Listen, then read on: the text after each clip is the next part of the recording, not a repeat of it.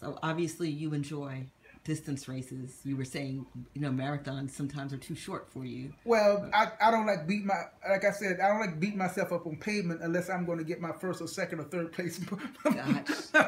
award. Okay, okay. So it's the surface Right, it's surface, that's yeah. okay. Even though I do multi days, I'm doing more walking than runner. Yeah, Because yeah. even now, even when I was in shape, the the longest I would train on road is 12 miles.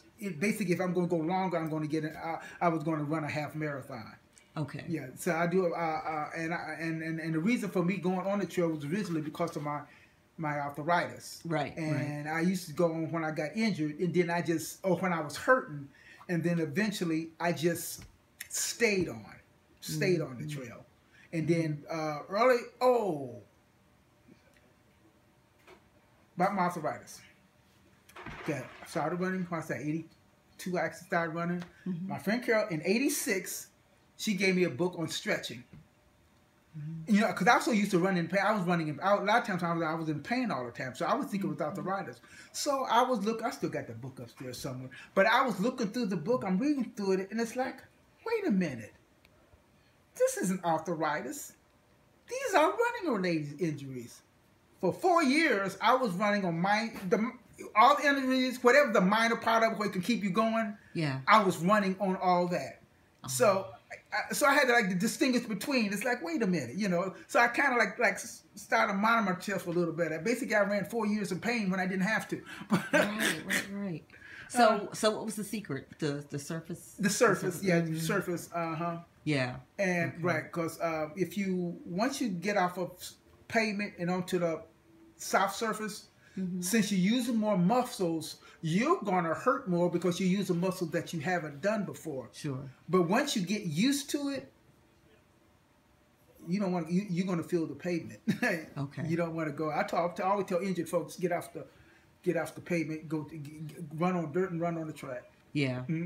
So what is it about running distance, on the dirt, on the trails? What is it that has kept you doing it all these years? What is it that you like about it? Well, actually, especially me with trail races. Well, with my type of arthritis, since I don't do the exercises like I'm supposed to, bending, stretching, things like that. A lot of times I got to do climbs over. I got to go up under trees, go up under rocks. I got to do things that I would not do on my own that I'm supposed to. So basically, it's kind of been keeping my arthritis from I ain't gonna say my arthritis, my flex. It's kind of been delaying my flexibility issues. The kind I got. Eventually, you get. I'm gonna get right now. This is the limit of my neck, and the type I've got when I was diagnosed in the '70s. They say, well, keep exercising, keep doing it. So when it gets worse, at least you in a straight position.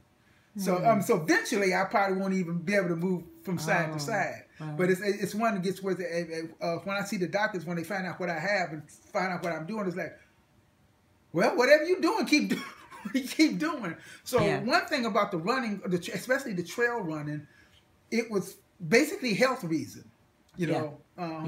Actually, when I first started running, I was bowling too, and I found out it was after I started running, I started feeling better because the bowling was, even though I liked bowling, and actually I went from a place where I was actually winning jackpots, making money, to where I was spending money. I actually felt better, and the reason for that with the bowling, I was hurting because I was putting all that on the pressure there. Yeah. But anyway, and so same way with security. I used 67. I did drafting for 4 years. More like boardwalk, changing things like that, or a detailer.